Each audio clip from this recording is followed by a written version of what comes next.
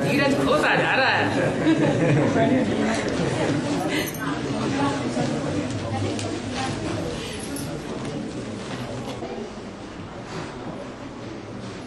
कुछ कहना है?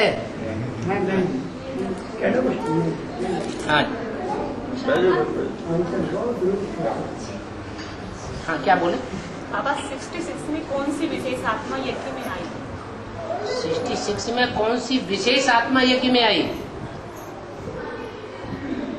माने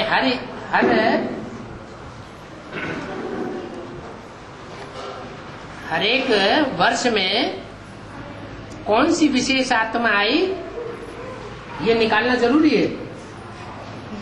हाँ, ये मुरली में बोल के छोड़ दिया। कहाँ बोल के छोड़? 66 में कोई विशेष आत्मा यज्ञ में आती है। यज्ञ में आती है। हाँ, 66 में कौन से धर्म की शूटिंग विशेष होना शुरू हो जाती है?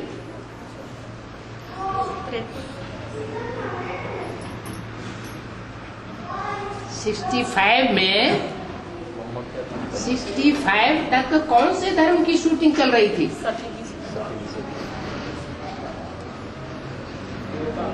है? देवी देवता धर्म की शूटिंग चल रही थी। क्यों चल रही थी? अरे कोई कारण होगा क्या? ऐसे ही बोल दिया? माता पिता प्रवृत्ति मार्ग यज्ञ में निमित्त रूप में दोनों मौजूद थे और सारे परिवार का संचालन एक स्थान से हो रहा था। माउंट आबू से सारे परिवार का, सारे विश्व ब्राह्मण परिवार का संचालन हो रहा था।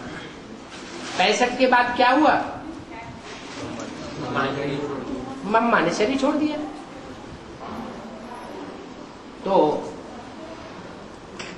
जो देवताओं का जीवन होता है उसमें विधवाएं तो होती नहीं,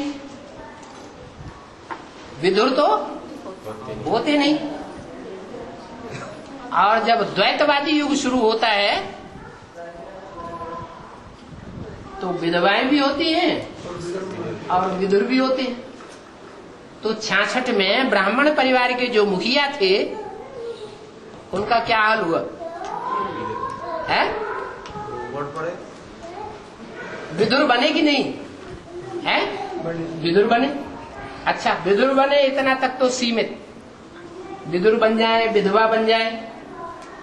लेकिन भारतीय परंपरा में विदुर बने या विधवा बने, बाल बच्चेदार बने, फिर दूसरी शादी कर ले, ये अच्छा माना जाता है या बुरा माना जाता है?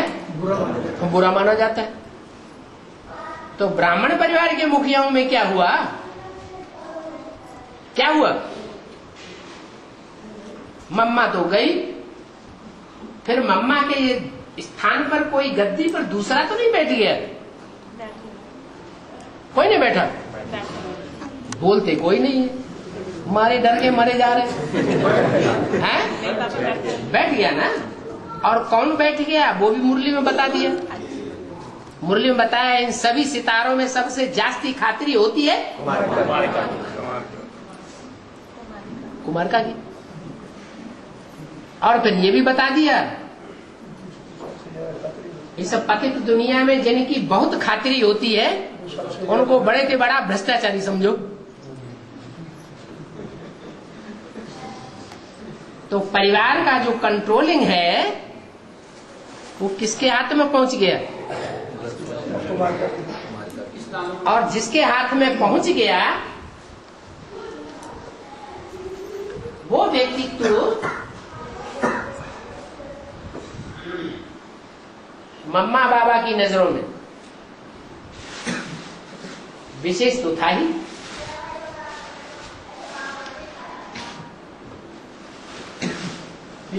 बाबू के लिए खास बोला है कि बाबा सबसे ज्यादा विश्वास किसके ऊपर करते थे? बड़े से बड़ी जिम्मेवारी कौन से व्यक्ति को सौंपते थे? विश्वेश्वर बाबू को।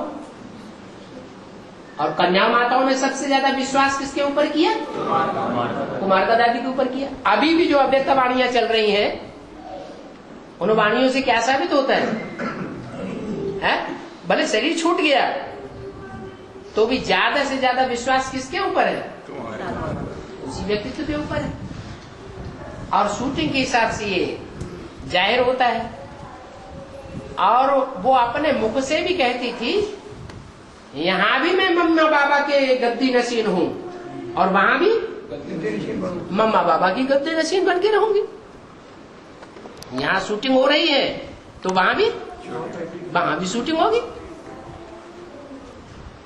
तो वहां जब शूटिंग होगी नई सत्य की दुनिया में उन आत्माओं की कि मम्मा बाबा के गद्दी नशीन बनेंगे, तो कौन से नंबर के नारायण हुए? सेकंड नंबर के नारायण हुए। नंबर 2 के नारायण हुए। नंबर 2 अच्छा माना जाता है या बुरा माना जाता है? नंबर 2 की चीज तो बहुत बुरी मानी जाती है। नंबर 3, नंबर 4, नंबर 5 के बारे में नहीं कहेंगे। क्या? अरे ये तो नंबर 2 का माल है। क्या? शुरुआत ही गड़बड़ हो गई। तो नंबर 2 का जो नारायण है उसमें कौन से नंबर का धर्मपिता प्रवेश करता है? इस्लाम धर्म का ही धर्मपिता प्रवेश करेगा। नंबर 2 का दुनिया का जो धर्म है वो ही धर्मपिता उसमें प्रवेश करता है, क्योंकि मुरली में बोला है ऊंचते ऊंचे बाप को जरूर ऊंचते ऊंच में प्रवेश करना पड़े। तो धर्मपिताओं के बीच में जो जिस नंबर के धर्मपिताएं हैं उन धर्मपिताओं को उसी नंबर के देवता में प्रवेश करना पड़ता है। तो आत्मा कौन से धर्म की साबित हो गई? इस्लाम धर्म की साबित हो गई। अब जब इस्लाम धर्म के हाथ में सत्ता आ गई तो कुमारिका दादी आधार मूर्त हैं या बीज रूप आत्मा है? आधार मूर्त आत्मा है। आधार माने जड़ें। जड़ें ज्यादा विस्तार वाली होती है या बीज ज्यादा विस्तार वाला होता है? बीज ज्यादा विस्तार वाला होता है। बीज छोटा होता है और जड़ें लंबी चौड़ी विस्तार वाली होती है। तो उस समय से लेकर के अब तक भी ब्राह्मणों की दुनिया में उन इस्लामियों की संख्या बहुत बढ़ी हुई है। तो माता का प्रश्न ये था कि सन 66 में कौन सी आत्मा पहले पहले आई जो परिवर्तन शुरू हो गया? तो अब बताओ कौन सी आत्मा आई होगी? कुमार दादी तो पहले से ही थी, यज्ञ की आदि से ही थी। आदि में नहीं थी क्या? कराची में नहीं थी क्या? हाँ थी। वो मम्मा के कंट्रोल में थी। कौन? कुमारिका। ये प्रश्न नहीं है। प्रश्न ये है सन 66 में कौन सी आत्मा आई जो ब्राह्मण परिवार में ये परिवर्तन शुरू हो गया? जैसे भक्ति मार्ग में मानते नहीं, घर में ऐसा बच्चा आया कि परिवार की हालत ही सुधर गई।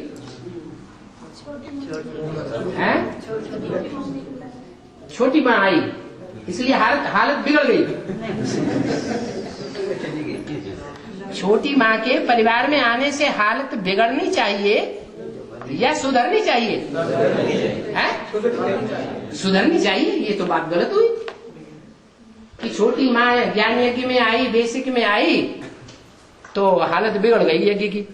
ये तो तोहमत लगा दी।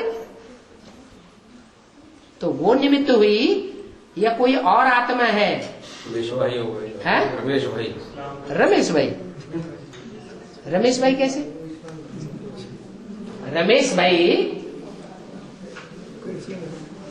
बेसिक नॉलेज के बतौर ब्राह्मणों की दुनिया में सारे ब्राह्मण परिवार के ऊपर बड़े से बड़ा पूंजीवादी साबित हो रहा है या कमजोर देश वाला साबित हो रहा है? सबसे ज्यादा ताकत क्रिश्चियंस के हाथ में है। क्या दुनिया के हिसाब से मायावी देश कौन सा है? अमेरिका। बाबा ने उसका अर्थ बताया। अमेरिका का अर्थ क्या बताया? मेरे है कहा, आओ मेरे हो क्या, माने मेरे नहीं हो, माया के हो। क्या? मेरे नहीं हो, माया के हो। इसलिए जो वर्ल्ड रिन्यूअल ट्रस्ट बनाया ना बाबा से छुपा के, उसमें किसका नाम डाला? नहीं, अपना तो डाला, लेकिन कुमार का नाम अब आगे रखा। क्या? किससे प्रभावित होकर के किया? माया से प्रभावित होकर के किया। ऐसे ही ढेर के ढेर जो चित्र बनाए, बाबा ने कहा 4 चित्रों में दुनिया का सारा ज्ञान समाया हुआ है। इनको छत इतना ऊंचा ऊंचा बनाओ तो अंधे की औलाद अंधों की आंखें खुले। कहा ना, ढेर के ढेर चित्र बनाने से टू मैनी क्वींस का पहाका हो जाता है। कोई राजा को बहुत रानियां हो तो बुद्धि कहाँ भरमाई जाएगी? रानियों में भरमाई जाएगी, राजकाज सारा छूट जाए। तो ऐसे ही ढेर के ढेर चित्र जब पब्लिक के सामने रखे जाएंगे तो बुद्धि भ्रमित हो जाएगी या एकाग्र बनेगी? भ्रमित हो गई। तो ढेर के ढेर चित्र किसने बनाए? रमेश भाई ने बनाए। तो किसकी मत पर प्रभावित होकर के बनाए? कोई माया बेटी है जिसने डायरेक्शन दिया होगा, और ढेर के ढेर चित्र बनाओ, और उन्होंने बना दिए। तो रमेश का किसी ने नाम लिया था, वो जो मायावी दुनिया की शुरुआत है उसका बीज नहीं है। क्या? कुमार का दादी भी मायावी दुनिया की बीज नहीं है।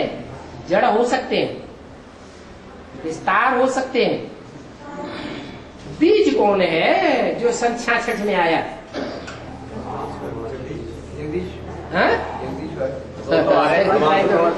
कराची से ही निकले हुए हैं।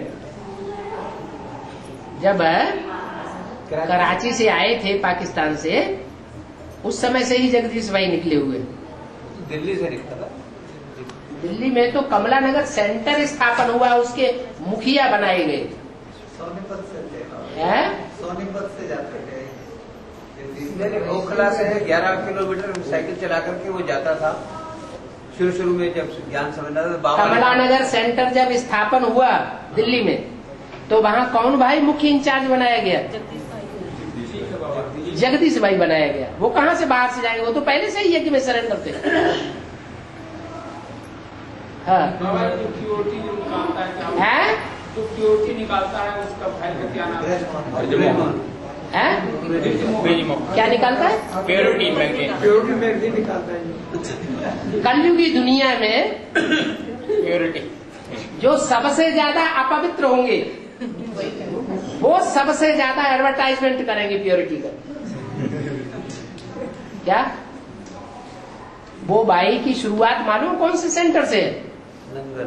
नंगल। नया नंगल जो है ना, वहां ब्रह्मा कुमारी आश्रम बना हुआ था, अच्छा खासा चल रहा था, बड़ा अच्छा गैदरिंग होता था। लेकिन जहां इम्प्योरिटी आती है परिवार में तो क्या हो जाता है? संगठन टूट जाता है। तो वो सेंटर सारा का सारा उखड़ गया।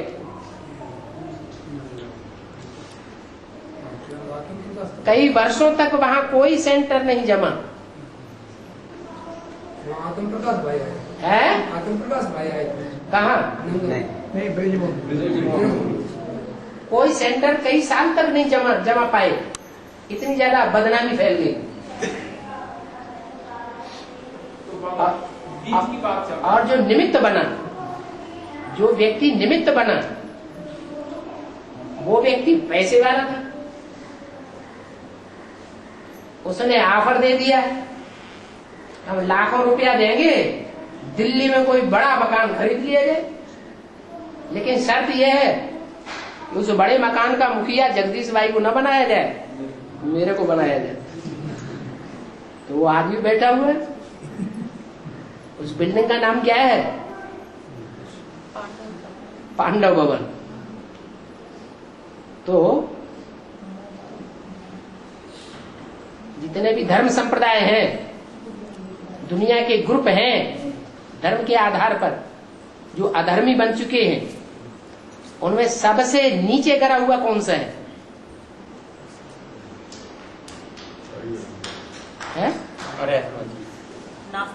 नास्तिक। वो इम्प्योरिटी को बिल्कुल 100% स्टेज पर पहुंचा देता है। बाबा अभी भी नंगल में जो मुखिया है, जिसके अंडर चलती है, कंट्रोल है, वो बिजमोहन का ही है। होगा, उसका नाम भी बिजमोहन बात चल रहा है। इस्लाम धर्म का बीज कौन है, इसका बात चल रहा है। इस्लाम, हाँ। तो जो बीज होंगे वो एडवांस पार्टी में होंगे या बेसिक में होंगे? नहीं बाबा, जैसे 66 में कौन आया बीज, ये जैसे बात चल रही 66 में है, ऐसा ही जैसे बात चल रहा है। 66 में क्यों जाते हो? नहीं बाबा, 66 तो पैदाइश है। पैदा होते ही थोड़ा ही सारी दुनिया में प्रत्यक्षता हो जाती है। कुछ बड़ा होता है तभी तो चारों तरफ आवाज फैलती है। तो जो दुनिया के बीज हैं, मुख्य कितने धर्म हैं? चार धर्मों के 4 मुख्य बीज है ना। ब्रह्मा के संकल्पों से सृष्टि रची गई।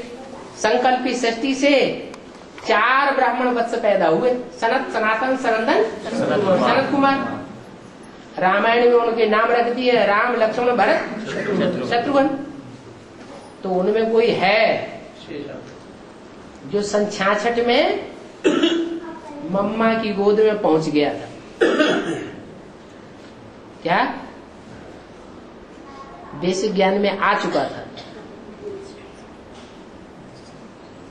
कौन है? विशेष आत्मा तो हुई। कौन है? एडवांस में भी जब शुरुआत हुई दिल्ली में, तो उसने पहले लिटरेचर छपाया, खुद का मंथन करके।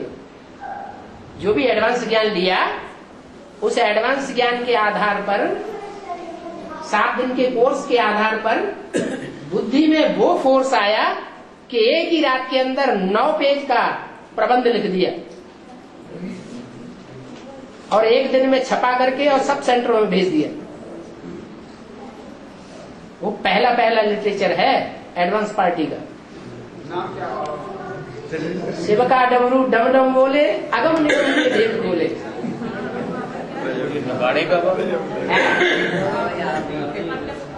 हाँ जी। तो वो आत्मा बेसिक में सन 66 में पदार्पण कर चुकी थी। एक प्रश्न के जवाब में इतना लंबा चौड़ा उत्तर एक सन में एक व्यक्ति के लिए पूछा जाएगा तो ये तो बड़ी लंबी खिचड़ी हो जाएगी। बहुत लंबा चौड़ा मंथन करना पड़ेगा। कोई कहे सन 67 में कौन पहला आया? अच्छा, 68 में कौन पहला व्यक्ति आया? हाँ, ब्रह्मा बाबा को दूसरा जन्म क्यों नहीं मिला? ब्रह्मा बाबा को दूसरा जन्म क्यों नहीं मिला?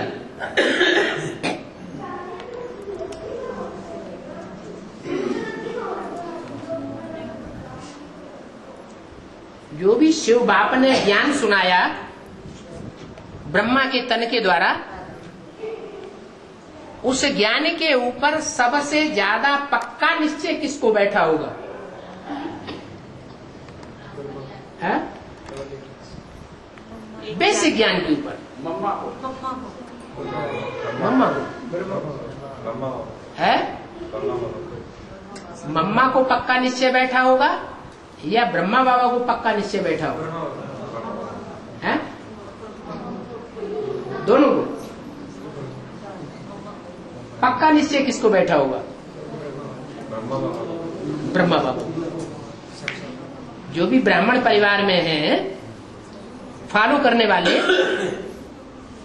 जो पक्के बेसिक नॉलेज वाले माने जाते हैं, पुराने, उनको किस बात का फकुर रहता है? कि हमने मम्मा बाबा की पालना ली है। क्या तुम तो नए आए हो कल के, हम तुम्हारी बात कैसे मान लें? नशा रहता है ना। तो बेसिक नॉलेज के बतौर सबसे पावरफुल आत्मा कौन हुई? ब्रह्मा बाबा हुए। तो जो ब्रह्मा बाबा अव्वल नंबर की बेसिक ज्ञान के ऊपर धारणा करने वाली आत्मा है, वो बेसिक से आगे नहीं बढ़ सकती। बढ़ेगी? है? बढ़ेगी? नहीं। क्यों नहीं बढ़ेगी? क्योंकि जो देवताई कुल है, पक्के देवता, उन देवताओं के बीच में पहले नंबर का पत्ता कौन है? क्यों? वो अव्वल नंबर का पत्ता क्यों? कारण क्या पहले दिव्य गुण धारण है? पहले दिव्य गुण धारण किया ब्राह्मण परिवार। हाँ, वो पहले नंबर का देवता है।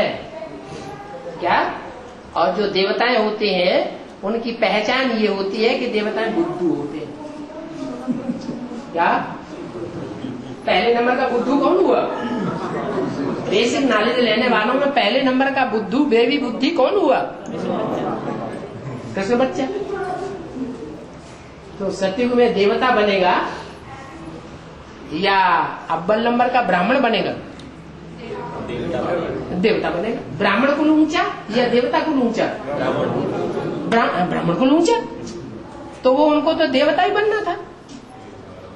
अगला जन्म अगर ले ले तो फिर वो ब्राह्मणों की लिस्ट में आ जाएंगे। क्या? तो ब्रह्मा थे, ब्राह्मण थोड़े ही थे। क्या थे? ब्रह्मा थे।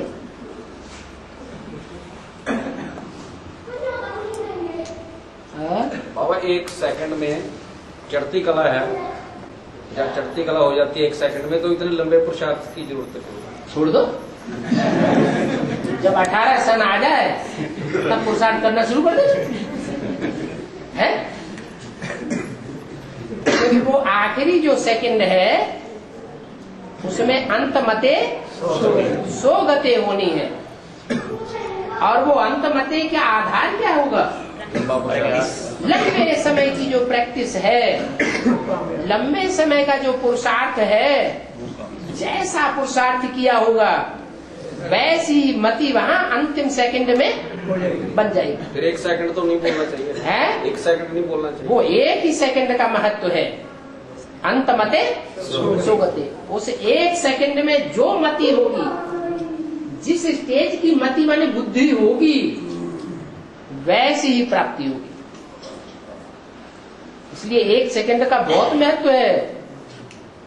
70 साल पुरुषार्थ के बीत गए और आगे चल के और भी लंबा टाइम चला जाएगा, वो उतना महत्वपूर्ण नहीं है।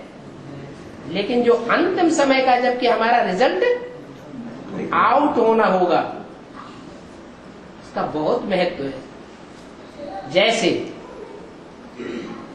परीक्षा देने जाते हैं, परीक्षा देने जब जाते हैं तो अंत समय में जो पढ़ते हैं वो ज्यादा पक्की पढ़ाई होती है या सारा वर्ष पढ़ते रहते हैं वो ज्यादा पक्की पढ़ाई है? गैस पेपर निकलते हैं अंत समय में, है? और गैस पेपर के आधार पर सबको कान खड़े हो जाते हैं, ये प्रश्न आने वाले हैं, और फटाफट उन प्रश्नों के जवाब रिवाइज कर लेते हैं। तो अंत मते सुगते हो जाती है। इसलिए उस अंत मते उस सेकंड को नेग्लेक्ट नहीं करना है। और बैरू कौन है जो तेरा परिवर्तन के पीछे पड़ा हुआ था? है बैरू कौन है? बैरू माता के पीछे क्यों पड़ा था? भैरव माता के पीछे क्यों पड़ा था, ये पूछे। भैरव माता के पीछे पड़ा था? राक्षस था ना भैरव, माता से शादी कराना चाहता था। हाँ, भैरव माने भयंकर। क्या दुनिया में ऊंचते ऊंच पार्ट ऊंचे ऊंच देवता कौन माना जाता है? देव देव महादेव। तो ऊंचते ऊंच देवता की भी पत्नी के ऊपर जो हाथ रखना शुरू कर दे तो दुनिया के लिए बहुत भयंकर होगा या कम? बहुत भयंकर हुआ, इसलिए उसका नाम पड़ा भैरव। बाबा ये नदियाँ होती है जो नदियाँ नदियाँ, हाँ उनका जो जल होता है वो मीठा होता है है, और जो सागर है उसका जल खारा होता है। हाँ जी लास्ट में नदियाँ जब सागर मिलती है, वो भी वैसी हो जाती है, वो भी खारा बन जाती है। बिल्कुल खारी बन जाती। इसका भेद में क्या होता है? इसका वेद में अर्थ ज्ञान सागर कौन है? ज्ञान सागर है बाप। बाप मीठा भी और बाप खारा भी। मीठों के लिए मीठा और खारों के लिए खारा। मीठों की संख्या ज्यादा है दुनिया में या खारों की संख्या ज्यादा है? तो खारों के लिए खारा बाप ज्ञान सागर बाप खारा, और मीठों के लिए ज्ञान सागर बाप मीठा। अब रही नदियों की बात। नदियां जो है वो ज्ञान सागर से ही जल उठाती है? उठाती है ना। जो जल बरसता है वो पहाड़ों से टकराता है। पहली बात कहाँ टकराता है? और पहाड़ों में बड़े से बड़ा पहाड़ कौन सा है? हिमालय। काहे का आलय? आलय माने घर। काहे का घर? बर्फ का घर है वो। कि जो भी बर्फ पानी ऊपर से नीचे आएगा आकाश में से, वो पहाड़ पे आके क्या बन जाता है? बर्फ बन जाता है। तो समझ में नहीं आ रहा है? अरे ऊपर से ज्ञान जल आया कि नहीं आया? सागर के द्वारा ही आया ना। है? आया। तो जो भी ज्ञान जल आया वो ब्रह्मा की बुद्धि में समा गया, तो वो बर्फ की तरह जाम हो गया। तो जाम हुआ जो जल है वो अच्छा या बहता हुआ जल अच्छा? बहता पानी अच्छा माना जाता है। वो हिमालय पहाड़ पर जो बर्फ जम गई वो हिमालय राजा है, हिमालय राज, जिसकी पुत्री पार्वती कही जाती है। कौन हुआ हिमालय राज? ब्रह्मा बाबा। ब्रह्मा बाबा की बुद्धि में जो भी ज्ञान आया वो सारा जाम हो गया। सन 68 तक वो सारा ज्ञान जल बर्फ बन करके रहा या नदी बन करके बहा? बर्फ बन गया। फिर मनन चिंतन मंथन होता है, गर्मी आती है, गर्मी से ही बर्फ पिघलती है ना। तो जब बर्फ पिघलती है तो नदियों के रूप में बहता है। नदियों में नंबरवार है। यमुना भी है, सिंध नदी भी है, सरस्वती नदी भी है, और अंत में प्रत्यक्ष होने वाली गंगा नदी भी है। वो नदियां जो बर्फ से पानी ले रही है वो डिस्टिल्ड वाटर होगा या नहीं होगा? है? डिस्टिल्ड वाटर खारा होगा कि मीठा होगा? मीठा ही मीठा होगा। सागर तो भले खारा है, लेकिन सागर में से जो नदियां बनती हैं वो मीठा जल ही उठाती है, खारा जल नहीं उठाती। क्या कारण हुआ? नदियां जो है वो मीठा जल ही बहाती हैं, और जो पोखरे होते हैं, तालाब होते हैं, उनमें रुका हुआ पानी होता है। वो पानी दूषित होता है या नहीं होता है? वो दूषित हो जाता है। क्या कारण हुआ? कि नदियां मीठा पानी बहाती है, बाप से कनेक्शन? नहीं, नदियां जो है वो कन्याएं माताएं हैं। कन्या माताओं में प्योरिटी होती है।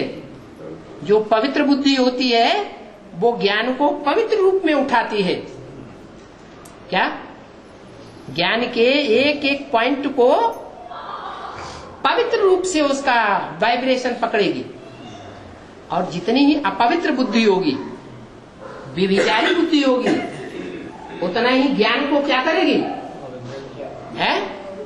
गंदा बना देगी।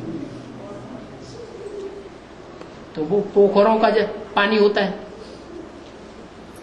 तो नदियां जो है वो मीठी होती है, और मीठी नदियां बहते बहते फिर अंत में गंदी हो जाती है या स्वच्छ जल रहता है। नंबरवार है नदियों में। कोई नदी तो ऊंची ऊंची स्टेज में ही बहती रहती है, पहाड़ों पर ही, और लास्ट में आकर के नीचे गिरती है। कोई नदी जब से आई नीचे और हरिद्वार से ही गंदी हो ना, उनमें कचरा पन्ना शुरू हो जाता है। फरुखाबाद, कानपुर, इलाहाबाद, सब शहरों का कचरा कहाँ गिरता है? जाके नदियों में गिरता है। तो अंत में वो फिर नदियां गंदी होकर के फिर सागर में मिल जाती है। तो लास्ट में जब सागर में मिलेंगी तो खारी की खारी ही रहेंगी या मीठी रहेंगी? खारी हो जाती है। अब 1947 में हिंदू, सिख और मुसलमान इकट्ठे हो गए भारत में, और अंग्रेजों को, क्रिश्चियन को जहां से भगा दिया। और उसके बाद 47 में क्रिश्चियन को भगा दिया, मतलब इंडिया से चले गए, इंडिया हाँ, को छोड़ करके। हाँ। तो उसके बाद खुद भी आपस में लड़ पड़े और पाकिस्तान अलग हो गया है? तो इसकी बात की शूटिंग ब्राह्मणों की बेहद की दुनिया में कैसे होती है? ब्राह्मणों की दुनिया में क्रिश्चियन से नहीं बैठे हुए हैं। अमेरिका का हेड कोई बैठा हुआ नहीं है, दिखाई नहीं पड़ता। उसके हाथ में सारी सत्ता है दुनिया की, पूंजीवाद की। अरे जितने भी सेंटर्स हैं, जितने भी सेंटर्स, ब्रह्मा कुमारी आश्रम बड़े बड़े खड़े हुए, महलबाड़ियां, अटारियां, अंडरग्राउंड कंक्रीट के बने हुए, वो प्रॉपर्टी है ना, है? वो प्रॉपर्टी किसकी मुट्ठी में है अभी? है? क्रिश्चियंस की मुट्ठी में। जिसके हाथ में ताकत है वो चाहे तो सबको लड़ा दे। अपनी सुरक्षा के लिए क्या करेगा? सबको लड़ा देगा। ये क्रिश्चियंस ने किया 47 में। क्या किया? अपने बचाव के लिए हिंदू मुसलमानों को आपस में लड़ाई दी। हिंदू, मुसलमान, सिख, ईसाई सब आपस में लड़े, खून की नदियां बही। ऐसे ही अभी फिर होना है। ब्राह्मणों की दुनिया में भी अभी होने वाला है। प्लान बन रहे हैं। क्या? जब जान के ऊपर आफत आती है, जिसके जान के ऊपर आफत आती है वो अपनी सारी प्रॉपर्टी, सारी मरता क्या नहीं करता। वो ये थोड़ा ही देखेगा कि ये संपत्ति मेरी है या यज्ञ की है। वो तो उस संपत्ति को लड़ाई में झोंक देगा। नई बात इसमें क्या दिखाई पड़ रही है? अभी तक शूटिंग हुई नहीं, पर होनी है ना अभी। 47 में भी हुई, 47 में भी युद्ध हुआ था। 47 में भी छोटा सा मॉडल स्वर्ग का तैयार हुआ था।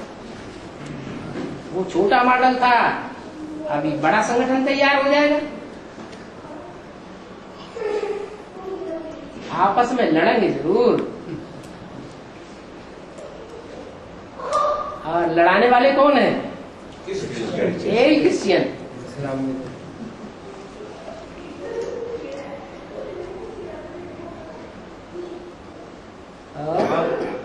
ये जो झारखंड चित्र, इसमें बाबा ने बताया कि जो लेफ्ट हैंड पे है वो विदर्मी है और राइट हैंड पे जो है अपने भारत के रहने वाले हैं। तो जो लेफ्ट हाथ में तो महात्मा गांधी जी ऊपर दिखाए गए हैं। लेफ्ट हाथ में जो है महात्मा गांधी को भी दिखाया गया है। हाँ। लेकिन पर लेफ्ट हैंड में तो रहने वाले जो है वो विधर्मी है ना, पर महात्मा गांधी तो इंडियन महात्मा गांधी ने जो राज्य स्थापन किया, वो राज्य सिखों के हाथ में दिया, सन्यासियों के हाथ में दिया, मोहम्मद के हाथ में दिया, मुसलमानों के हाथ में दिया, इस्लामियों के हाथ में दिया, या बौद्धियों के हाथ में दिया, या देवी देवताओं के हाथ में दिया, या आर्य समाजियों के हाथ में दिया। किसके हाथ में दिया? आर्य समाजियों के हाथ में दिया। तो आर्य समाजियों के हाथ में जिन्होंने शासन दिया, वो आर्य समाजी लेफ्टिस्ट है या राइटियस है? क्यों लेफ्टिस्ट है तो राइटियस धर्म, भारतीय धर्म। महर्षि दयानंद भारत के संत कहे जाते हैं, इसलिए लेफ्टिस्ट है कि आर्य समाजियों की ये प्रवृत्ति रही है, जो आज की गवर्नमेंट की प्रवृत्ति है। क्या प्रवृत्ति है? हाँ, तुम किसी भी धर्म को मानो, वोट हमको देते रहो, जहां देखी तबा बारात वही बताई सारी बात, फटाक से पार्टी चेंज कर देंगे। क्या करते हैं आज के नेता? पार्टी जहां देखी कि यहाँ वजन ज्यादा आ रहा है, फट से पार्टी चेंज कर देंगे। उनका कोई नियम कानून जिंदगी का नहीं है। ऐसे ही जो आर्य समाज की आत्माएं हैं, उनका जो आधार मूर्त है अथवा जो बीज मूर्त है, वो आधार मूर्त नारायण कौन से नंबर का नारायण है? सतयुग का 8वें नंबर का नारायण। वो सबसे कमजोर नारायण है या पावरफुल है? सबसे कमजोर नारायण है वो।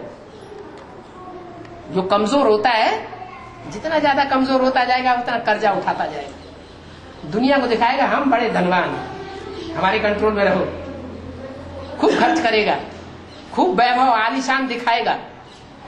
तो दुनिया को मुगालते में डाला ना, है तो नहीं पावरफुल, पावरफुल तो नहीं है। तो सबसे कमजोर नारायण, उसमें कौन से धर्म का धर्मपिता प्रवेश करेगा?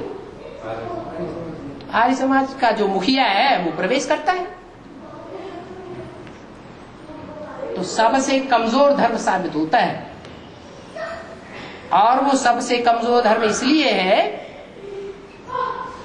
कि किसी धर्म पर उसकी पक्की आस्था नहीं है। क्या? उसकी आस्था कोई धर्म पर पक्की नहीं है।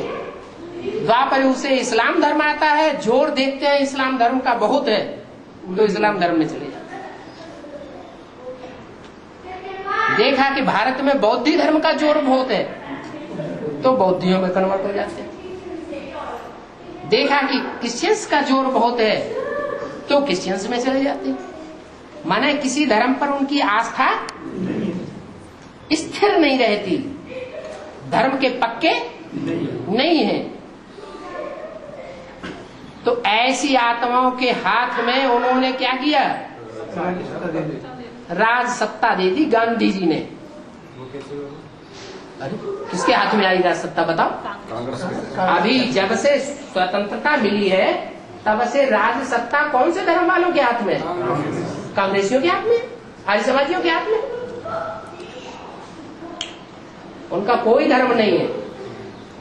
खुलेआम कहते हैं धर्म निरपेक्ष राज्य। निरपेक्ष माने हमें किसी धर्म की अपेक्षा नहीं है। बाबा कहते हैं धर्म में ही ताकत होती है। क्या? Religion is might. तो सारा उल्टा हो गया ना। बाबा, हाँ। जो आधार होते हैं बीज में प्रवेश करते हैं। हैं? आधार जैसे शरीर छोड़ते हैं, हाँ। बीज में प्रवेश करते हैं। हाँ। तो कुमारिका दादी ने जैसे शरीर छोड़ा तो इस्लाम धर्म का बीज होगा, उसमें जैसे प्रवेश करेगा। कुमारिका दादी कन्याओं माताओं में प्रवेश करेगी, और विश्व किशोर किसमें प्रवेश करेगा? पुरुषों में प्रवेश करेगा। हाँ। बीज किशोर इस्लाम धर्म के बीज में प्रवेश करेगा। तो सन 78 की जो अव्यक्त वाणियां चली हैं, उनमें विश्वेश्वर का नाम नहीं आया है? विश्वेश्वर का नाम आया है कि नहीं आया? आया। और प्रकाश डालना है, इस पर थोड़ा सा प्रकाश डालना कि बीज क्या प्रकाश डाले? जो पूछो सो प्रकाश डाले। को कैसे पहचाना जाए? है? इस्लाम धर्म का जो बीज है हाँ। उसको कैसे पहचाना जाए? कैसे पहचाना जाए? वो एक धर्म पे पक्का रहेगा। अरे वो 6 मुख वाला 6 धर्मों का मुखिया होगा या एक धर्म का मानने वाला होगा? तो कार्तिकेय कैसा है? है तो शंकर जी का बच्चा, लेकिन जो शंकर जी वो तो खुद मनुष्य है, लेकिन उनका बच्चा कई मुख वाला है या एक मुख वाला है? कई मुख वाला है। कभी इधर जाके बात करता है, कभी उधर जाके बात करता है। सब धर्मों की सराहना करेगा। इस्लाम धर्म सभी विदेशी और विधर्मी धर्मों का मुखिया है या नहीं है? है। जो कार्तिकेय की मान्यता है वो विधर्मियों में ज्यादा होनी चाहिए, दक्षिण भारत में ज्यादा होनी चाहिए या उत्तर भारत में होनी चाहिए? दक्षिण भारत में ज्यादा मान्यता है। सुब्रमण्यम स्वामी है, मुरुगन स्वामी नाम ही क्या रख दिया? मुरुगन नाम क्यों रखा? अरे कौन सा ऐसा पक्षी होता है, जानवर होता है जिसका नाम मुर्गुन से मिलता जुलता है? मुर्गा क्या करता है? सांप को जगा देगा और खुद सो जाए। तो उस आत्मा ने भी क्या किया? शिव का डमरू डम डम बोले, अगम निगम के वेद खोले, सांप को जगा दिया और खुद सो गया। उनका नाम पड़ा मुरुगन स्वामी है। प्रेजेंट टाइम वो दिल्ली में है। अरे सारे धर्मों का जो बीज है वो कौन सी गोद में पलता है? हर धर्म कहाँ पलता है? दिल्ली में ही पलता है। हर धर्म के जो बीज रूप आत्माएं हैं वो भी अंत समय में भी दिल्ली में ही होती है।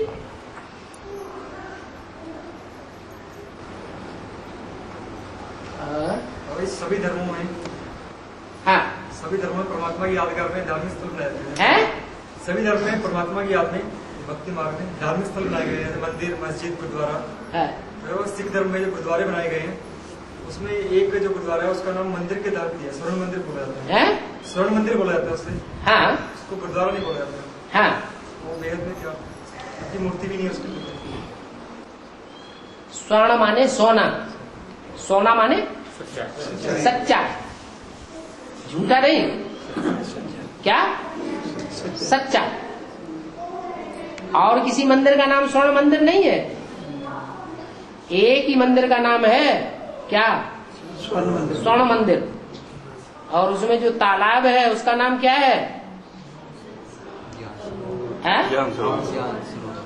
उस तालाब भी है कि नहीं? उस तालाब का नाम क्या है?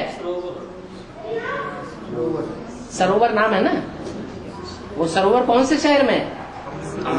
अमृतसर में। सर का मतलब क्या है? तालाब। उस तालाब के आधार पर ही उस शहर का नाम क्या पड़ा? अमृतसर। जो अमृतसर है उस अमृत के सर अर्थात तालाब में वो मंदिर बीच में बना हुआ है। ब्राह्मणों की दुनिया में बेहद में अमृतसर कौन सा है?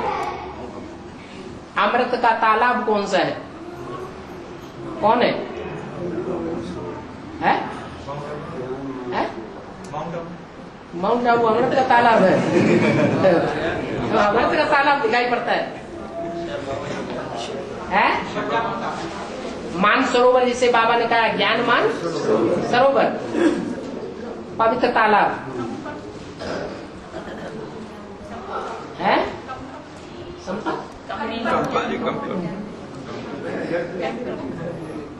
टेम्पल, टेम्पल माने मंदिर। हाँ, तो स्वर्ण जो मंदिर है वो अमृतसर में है। माना वो जो तालाब है ज्ञान मानसरोवर, उस ज्ञान मानसरोवर में उस मंदिर को स्थापना की हुई है, उसकी यादगार है। माने कोई यादगार ऐसी आत्मा भी है जो उस मंदिर में, उस तालाब में ही पलती रही। जैसे हिंदुओं में नारायण को, विष्णु को कहाँ दिखाते हैं? क्षीर सागर में दिखाते हैं। अब क्षीर सागर कहो, अमृतसर कहो, मानसरोवर कहो, बात एक ही हो गई। तो जो मंदिर है स्वर्ण मंदिर, जो सोने की यादगार है, कोई सोने जैसी सच्ची आत्मा है क्या? झूठी नहीं है, उसको झूठा नहीं कहेंगे। सोने जैसी सच्ची आत्मा है सिखों के बीच में, उसके आधार पर उसका नाम पड़ा है स्वर्ण मंदिर है। रावण सीता को ले गया तो सोने की सीता को ले गया या चैतन्य सीता को ले गया? सोने की सीता को ले गया। माना बल, वो सच्ची सीता तो नहीं थी, मूर्ति थी बनाई हुई, लेकिन सच्ची मूर्ति थी भगवान की बनाई हुई। उसकी यादगार में स्वर्ण मंदिर है जहां अकाल तख्त रखा हुआ है। क्या रखा है? अकाल तख्त। आत्मा ही अकाल तख्त है क्या? उस पर अस्त्र शस्त्र रखे रहते हैं, कोई गुरु नहीं बैठता है। क्या रखे रहते हैं? अस्त्र शस्त्र। तो ब्राह्मणों की दुनिया में कौन सी ऐसी आत्मा है? परमात्मा की बात नहीं कर रहे हैं, किसकी बात कर रहे हैं?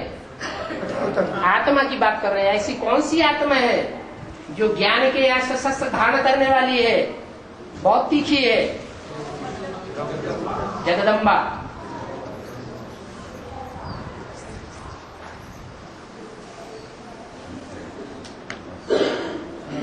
और रुद्रमाला के जितने भी मणके हैं स्वभाव से तो सभी पुरुष स्वभाव के हैं और जन्म जन्म के राजाएं भी हैं। तो जो लाइन बोलते हैं मुरली में सभी पुरुष, जो दुशासन है तो पुरुष स्वभाव तो दोनों का है। तो सिर्फ जो तन से क्या स्वभाव से तो दोनों पुरुष हैं। कौन? माताएं और जो भाई हैं, भाई लोग, ठीक है ना। राजाएं भी दोनों हैं जन्म जन्मांतर के। और फिर जो लाइन जो है जो तन से है मेल, उन पर लागू होते हैं, जो सभी पर स्वभाव के आधार पर क्या लागू? दुर्योधन दुशासन की जो लाइन है सभी पुरुष इनका भी पुरुष स्वभाव संस्कार है। पुरुष माने कठोर। क्या? लोहा ज्यादा कठोर होता है या सोना ज्यादा कठोर होता है? लोहा कठोर होता है, जल्दी मोल्ड नहीं होता है। अब वो चाहे स्त्री स्वभाव हो और चाहे पुरुष स्वभाव हो। उन रुद्रमाला के मणकों को मोल्ड करने के लिए लंबे समय का ज्ञान सुनना और सुनाना पड़ता है, मंथन करना पड़ता है। विजयमाला के मणकों में मोल्ड होने में ज्यादा टाइम नहीं लगता। तो अब चाहे स्त्री स्वभाव वाले हो और चाहे पुरुष स्वभाव वाले हो, स्वभाव संस्कार को मोल्ड करने में ज्ञानाग्नि, योगाग्नि ज्यादा जलानी पड़ती है। बाबा याद में बिगिन क्यों पड़ती है? 63 जन्म जो याद किया है, बुद्धि का लगाव लगाया है, वो एक के साथ लगाया है या अनेकों के साथ लगाया है? अनेकों के साथ लगाया।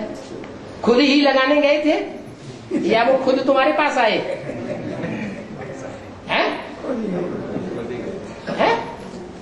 जल्दी जल्दी बताओ। खुद ही लगाने गए, उनके साथ लगाओ।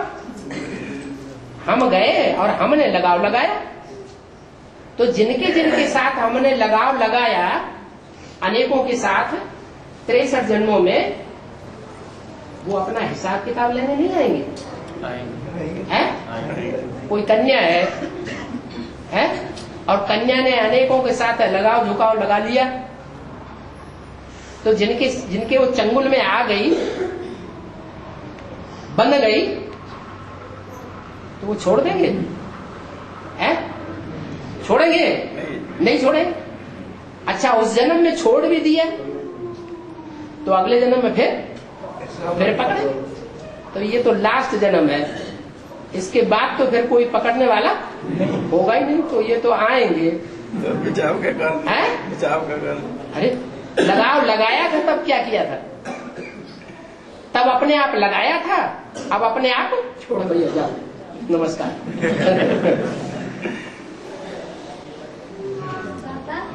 द्वापर युग में ऊपर से जो आत्मा उतरती है किसी मनुष्य में प्रवेश कर जाती है धर्म स्थापना के लिए, क्या उसी के अंदर ही रह जाती है? उसी के अंदर कहाँ रह जाती? क्राइस्ट में प्रवेश किया, जीसस में प्रवेश किया क्राइस्ट ने, तो उसी के अंदर रह गया या बाहर निकल गया? है? अगर उसी के अंदर रह गया तो सूली का दुख कौन झेलता है? शरीरधारी झेलता है या क्राइस्ट झेलता है? झेलता है। वो आत्मा तो निकल जाती है।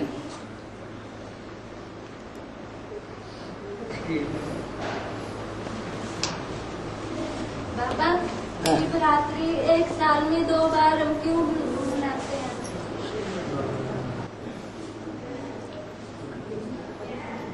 संगम युग में सन 76 को बाप का प्रत्यक्षता वर्ष मनाया या नहीं मनाया? मनाया ना। तो शिवरात्रि हुई ना, है? वो शिवरात्रि विदेशियों की थी। रात्रि के 12 बजे सूर्य उदय हुआ था, शिव का जन्म हुआ, या भारतीयों के लिए हुआ? विदेशियों के लिए हुआ। अब भारतीयों के लिए कब होगा? है? जब चंद्रमा भी प्रत्यक्ष हो जाए और सूर्य भी प्रत्यक्ष हो जाए, रामकृष्ण की दोनों ही आत्माएं संपन्न स्टेज में संसार के सामने प्रत्यक्ष हो जाए, तो असली शिवरात्रि होगी। तो संगम युग में जब 2 शिवरात्रियां हैं, तो भक्ति मार्ग में 2 शिवरात्रियां नहीं होनी चाहिए। दक्षिण भारत वाले अलग मनाते हैं और उत्तर भारत वाले अलग मनाते हैं। दक्षिण भारत वाले पहले मनाते हैं या उत्तर भारत वाले पहले मनाते हैं? दक्षिण भारत वाले में पहले क्यों मनाते हैं? क्योंकि विदेशी बाप को पहले पहचानते हैं। जो भारतवासी है कुंभकर्ण वो बाद में पहचानते हैं, इसलिए 2 शिवरात्रियां मनाई जाती है।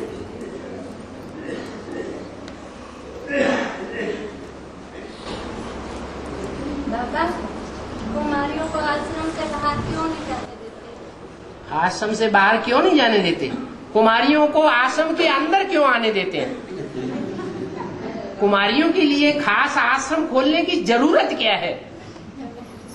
कुमारों के लिए खोल दे, अदर कुमारों के लिए खोल दे, अदर कुमारियों के लिए खोल दे। कुमारियों के लिए क्यों खोल देते हैं? पहले तो इस प्रश्न का जवाब चाहिए। है? हाँ, बाप जैसी सिक्योरिटी कर सकता है कन्या माताओं की, ऐसी सिक्योरिटी दुनिया में और कोई भी प्योरिटी की सिक्योरिटी कर ही नहीं सकता। अगर मनुष्य मात्र ने और भारतीयों ने और भारत के राजाओं ने कन्या माताओं की सिक्योरिटी की होती तो भारत का पतन नहीं होता। कन्याओं की अगर बाहर की दुनिया में रह करके सुरक्षा हो जाए तो फिर उनको समर्पित करने के लिए आश्रम खोलने की भगवान को दरकार ही क्या है? माँ बाप अपने घर में रह करके रख करके नहीं संभाल सकते हैं? संभाल सकते कि नहीं है? अरे हाँ ना कुछ भी तो करो, नहीं संभाल सकते। इसलिए भारत में परंपरा बनी हुई है कन्या की शादी जरूर करना है, क्योंकि माँ बाप को तो बच्चों के ऊपर मोह होता है। मोह में आकर के वो उनकी बातों को मान जाते हैं, समझते हैं हमारी कन्या बड़ी सलोनी है, बड़ी सच्ची है, उन्हें पता ही नहीं चलता ये तो भाग जाने वाली है, या दूसरों के साथ संबंध निभा लिया इसने, बताएगी ही नहीं, जहां उसका दिल लग जाएगा जेब में छुपा के रख लेगी, माँ बाप को भी नहीं बताती। तो सुरक्षा हुई या असुरक्षा हो गई? घर घर में असुरक्षा है। मुरली में तो बोला घर घर वैश्यालय है, ये तो नहीं बोला कि सब आश्रम वैश्यालय है। अगर सारे ही आश्रम वैश्यालय हो तो भक्ति मार्ग में शिवालय यादगार किस चीज की बनती है? शिवालय यादगार बनती है कि नहीं बनती है? कहाँ की यादगार है?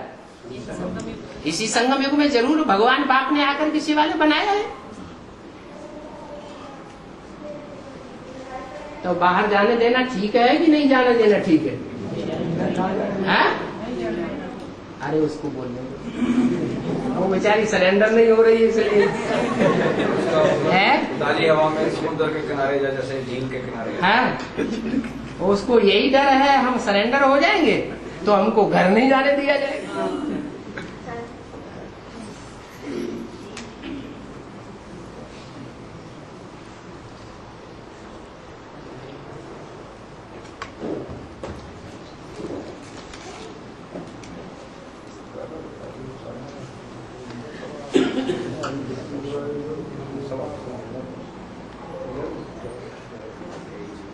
बाबा ने तो ऐसा नहीं बोला है, मुरली में बोला है कि एक समय खाना 24 घंटे में है, एक समय नहाना।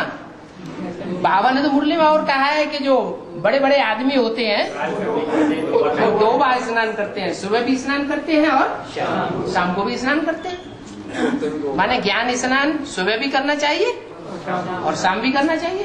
तो ये कहां से पॉइंट निकाल लिए? एक साथ नहाना, एक समय नहाना, ये तो बात गलत हो गई। और एक समय सोना,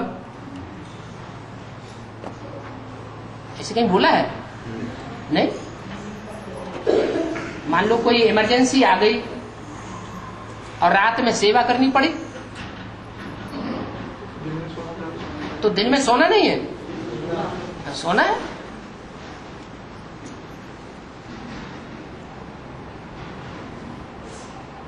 प्रजापिता वाली आत्मा दूसरे जन्म में गरीब बनी तो उन्होंने क्या हेरा फेरी की है? हैं? अरे गरीब कोई क्यों बनता है? साहूकार क्यों बनता है? दान पुण्य किया होता है तो साहूकार बनता है।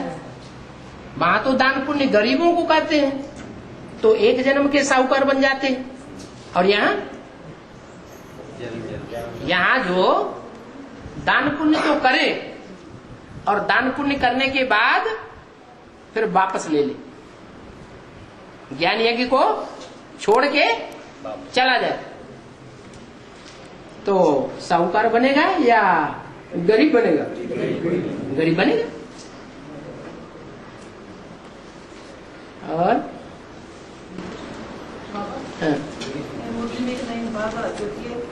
टांडे पर गई और मालिक बन गए, टांडे पर गई और मालिक बन गए।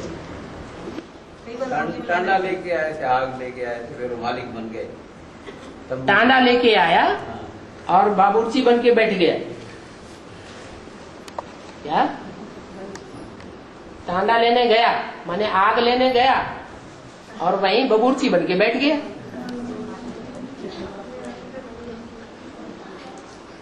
तो टांडा किसे कहते हैं? पंजाबी भाषा में है, आग को कहते हैं। आग लेने गया है, किचन में क्या लेने गया? हमें थोड़ी सी आग दे दो। गया आग लेने और वहां मुखिया बन के बैठ गया होंगे। तो कौन करता है ऐसा? है? अरे ज्ञान अग्नि और योग अग्नि लेने ऐसी कौन जाता है बेहद की किचन में कि लेने गया कि थोड़ी हमें भी दे दो, और खुद बबूरची बन के बैठ गया। कौन है वो? है? अरे कोई है कि नहीं है? माता का प्रश्न माता को बताना। हाँ, कोई एक आत्मा है जिसके जीवन में ये बात घटित होती है।